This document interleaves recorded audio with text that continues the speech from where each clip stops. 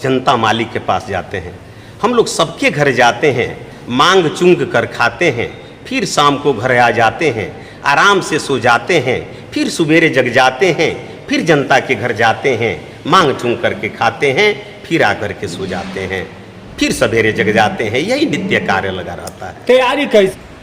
अच्छा ये बताइए कि ये जो दरौली है जी, ये पहले एक समय भाजपा का गढ़ हुआ करता था। यहाँ से रामायण माझी भाजपा के उम्मीदवार जीत के गए थे, लेकिन लगातार 10 सालों से यहाँ बीजेपी हार रही है।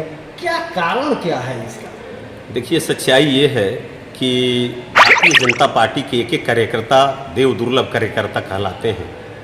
उन लोगों ने अपना काफ़ी संघर्ष किया और उन्हीं के बदौलत जो है आज भारतीय जनता पार्टी शून्य से शिखर तक पहुंची है। आज केंद्र में और राज्य में डबल इंजन की सरकार है, तो उसका सारा श्रेय भारतीय जनता पार्टी के कार्यकर्ताओं को जाता है। आपने कहा जो पहले भारतीय जनता पार्टी का यहाँ से अपना परचम लहराता था, बीच के कुछ कालखंडों में जो कार्यकर्ता हमारे थोड़ा सा मैंने जिसको कहा जाता है कि स्थिर हो गए थे, तो कार्यकर्ता स्थिर नहीं हुए थे। जो नेतृत्व करते थे तो थोड़ा उनकी तबीयत खराब हो जाने के कारण, अस्वस्थ रहने के कारण कुछ कमी आ गई, तो वो कैंडिडेट की थोड़ा सा कमी रही। हमारे कार्यकर्ताओं का कहीं कोई कमी नहीं रहा।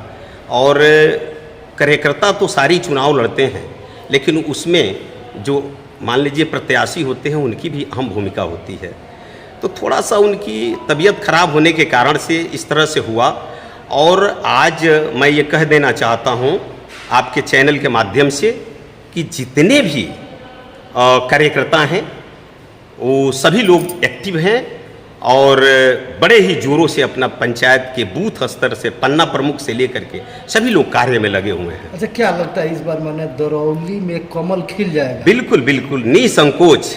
आप इस बात को याद रखिए कि ये मैं नहीं कह रहा हूँ, भारतीय जनता पार्टी के एक एक देव दुर्लभ कार्यकर्ता यह तय कर लिए हैं कि जिस भी धर्मी का यहाँ प्रशासन रहा है, जो 107 के जो मैंने विधायक हैं, उनके तांडव अत्याचार, दुराचार और व्यभिचार और भ्रष्टाचार से तंग वो लोग हो गया है। बताइए कि आप यह देखिए कि जो भी यहाँ पर मैंने जो कार्य होता है, अच्छे कार्यों के प्रति उनकी कोई वो नहीं होती है। लोगों को सिर्फ गुमराह करना, लोगों को भरगलाना, लोगों को लड़ाना, यही उनका अपना काम है। और इससे जनता जो है इस बार अपना निजात पाएंगी। और वो सोच लें आप कि वो जो सोच रहे हैं तो इस तरह से अब कुछ होने वाला नहीं है। वो गरीब किसान मजदूर जिसको लेकर के उन लोगों ने हमेशा लूटने का काम किया, लोग को धोखा देने का काम किया।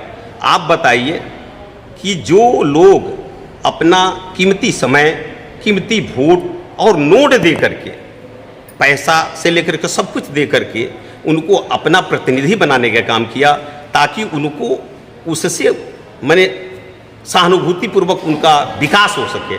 लेकिन मैं दावे के साथ कहता हूँ कि उसमें उनका ह्रास हुआ है। आप बताइए कि जब जीतते हैं उनको चंदा चाहिए, फिर हारते हैं तो भी चंदा चाहिए, एक बार जीते तो भी चंदा चाहिए, 2 बार जीते तो भी चंदा चाहिए, 5 बार जीते तो भी चंदा चाहिए।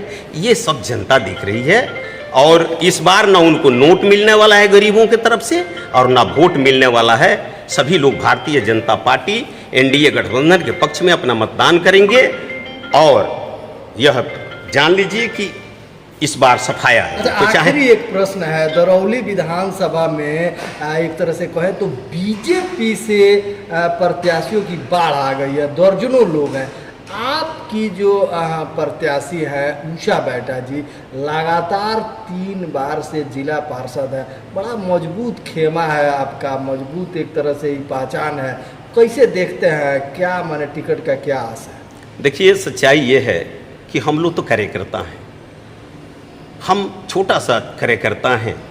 चाहे हम और हमारी पत्नी हो, तो हम लोग अपने देवता तुल्य कार्यकर्ता और है। सामने विधानसभा का चुनाव है और तैयारी की जब बात है, और पहले आपका भी प्रश्न जो रहा उस पर मैं बात करता हूं, उसके बाद आपको मैं बताऊंगा कि भारतीय जनता पार्टी के सिंबल की बात जहाँ तक आपको है, सिंबल एक छोटा सा कार्यकर्ता को भी अगर मिल जाएगा इस बार तो निश्चित रूप से कमल खिलेगा। यहाँ के सभी लोगों ने तय कर लिया है। और मैं ये कहता हूँ कि मेरी पत्नी क्या है, मैं क्या हूँ, मैं तो अदना आदमी हूँ। समाज के सबसे छोटे व्यक्ति होने के नाते मैं अपने जनता मालिक के ही ऊपर आश्रित रहता हूँ। मेरा कुछ नहीं है अपना। हम तो बार बार कहते हैं कि सबसे आगे मोदी जी, उनके बाद योगी जी, और सबसे पीछे मालिक, जनता मालिक आपका ही धोबी जी आया है। जैसा हमारा मालिक का निर्देश होगा, अगर ऊपर के नेतृत्व को ऐसा लगता है कि हमारी पत्नी या हमारे जनता मालिक की वजह से 3-3 बार जिला परिषद सदस्य रही हैं, तो हम कहाँ कहते हैं, अपने बूते हम लोग नहीं रहते हैं। सारा सब कुछ है तो हमारे जनता मालिक हैं। पहली बार जो है 2011 में जिला परिषद सदस्य हमारी पत्नी बनी, तो आपको मैं बता दूं 11-11.5 हज़ार वोटों से जीते हम लोग। वहाँ से एरिया 16 में चेंज हो गया, तो यहाँ हम लोग जहाँ पर अभी 2 बार से हमारी पत्नी है, तो यहाँ हम लोग आए। हम लोगों के लिए नया क्षेत्र था, लेकिन जनता मालिक हम लोगों को जानते थे, उसका संदेश यहाँ पर भी आता था।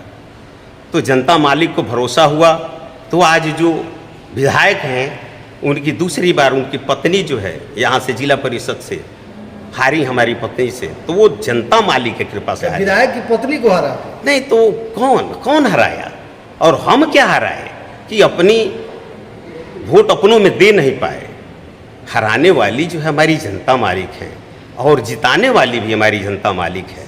हमारी जनता मालिक ने उनको हराया और हमारी पत्नी को जिताया, और फिर तीसरी बार भी जिताया। तो सारा श्रेय तो हमारे जनता मालिक को जाता है।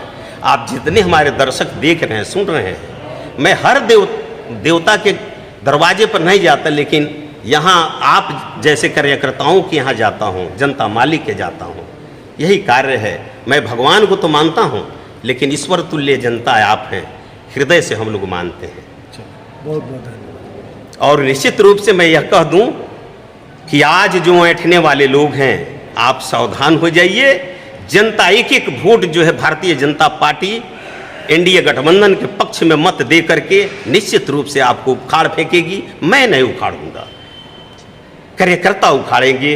जनता हमारे मालिक आपको यहाँ से बैग एंड बैगेज करेंगे। निश्चित रूप से विदाई होगा आपको, इसलिए कि आपने बहुत जुल्म और अत्याचार किया है, और इस जुल्म और अत्याचार से त्रस्त जो है जनता इस बार आपका हिसाब करेगी। और हम क्या हैं, हम कुछ नहीं हैं, हम क्या हिसाब करेंगे। परिचय बता दीजिए। विद्यासागर बैठा, भारतीय जनता पार्टी के एक छोटा सा कार्यकर्ता हैं, और प्रदेश में अनुसूचित मोर्चा क्षेत्रीय प्रभारी हम गोपालगंज और महाराजगंज के। और हमारी पत्नी जो है, जैसे आपने कहा कि 3 बार से जिला परिषद सदस्य हैं, 1121, वह उषा बैठा जी हैं, हम लोग हैं। जय श्री राम, सबको जय जय श्री राम, सबको नमस्कार। जनता पार्टी के सक्रियता सदस्यता हेतु सब जो है विधानसभा वाइज दरौली विधानसभा 107 के सभी कार्यकर्ताओं को बुलाया गया था, जिसमें दरौली प्रखंड, भुटनी प्रखंड और आंध्र प्रखंड के सभी कार्यकर्ता आए हुए थे।